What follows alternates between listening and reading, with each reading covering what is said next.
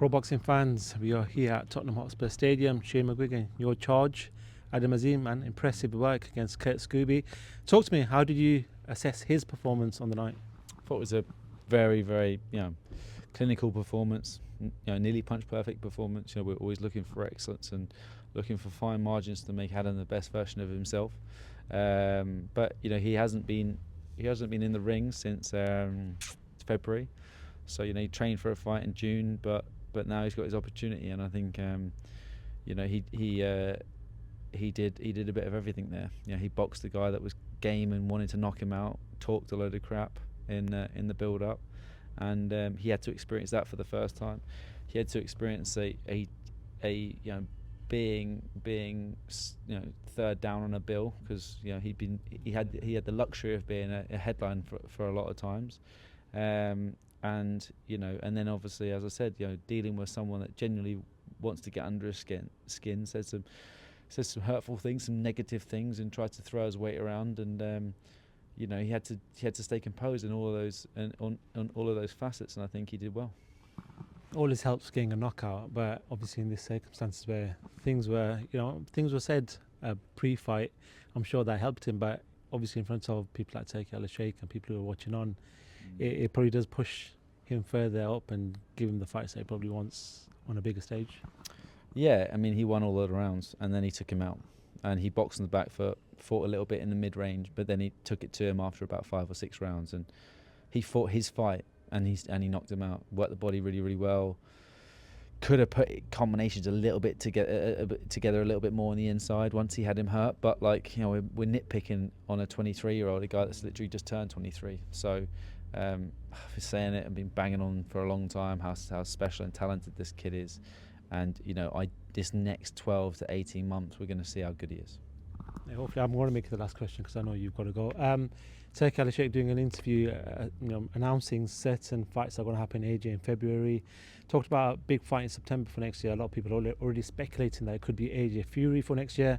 I know, Shane, I've asked you the same question over the last 4 or 5 years, but I do need to ask you, AJ Fury, if that is the fight for September next year, right now, how do you see that playing out?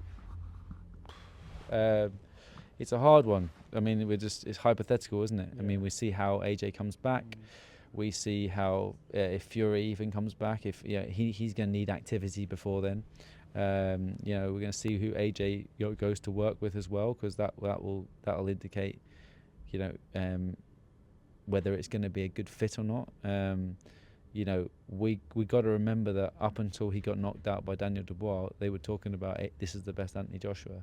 Now, you wouldn't be talking like that unless you're seeing stuff in the gym. I think he has more left than Tyson Fury in his body. I think he has more left in his ability. I think Tyson Fury is a more natural fighter, but I think his body's broken down more. And depending on when this fight happens, that's going to be a big factor. It's just one of them. So I've always favoured Anthony Joshua over Tyson Fury, because I believe that punching power, Fury's not a massive puncher. He's a stiff puncher, but he's not a concussive puncher. He's not a Daniel Dubois. He's not an Andy Ruiz. He can't punch like those guys. And I think when you have to have a level of dangerousness in you to box Anthony Joshua and keep him off, because once he gets his combinations going, he's fast and powerful, and I think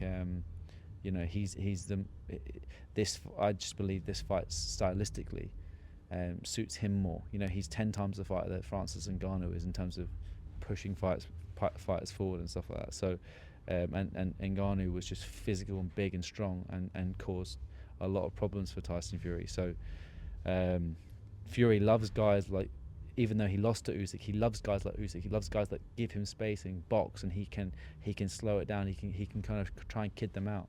He doesn't like guys that just rush in on him, and I think that's why it's an interesting spectacle. Actually, has AJ ever been in contact with you? Because we know that he's obviously been talking. He's obviously with the Usyk camp, and maybe seeing how that plays out. Have you guys ever had conversations in the past?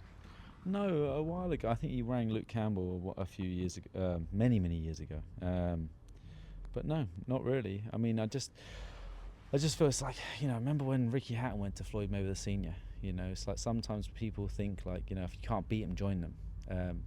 But that never really plays out, because, you know, if you go to somebody like a Roy Jones, it's very hard for Roy Jones to talk boxing to like a Chris Smith, for instance. You know, someone that has to win fights short, win pace, and with, you know, tight hand defenses and stuff like that. So, you know, I don't think that would be the wisest move for him.